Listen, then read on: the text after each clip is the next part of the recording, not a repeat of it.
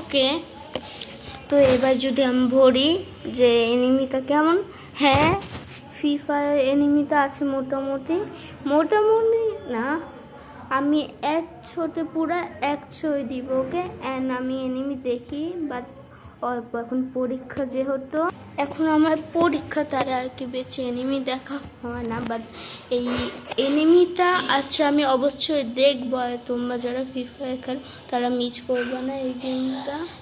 এই এনিমিটা আছে, আর এটা সম্পর্কে যদি বলি, এটা অনেক সুন্দর দিয়েছে ভিডিওটা।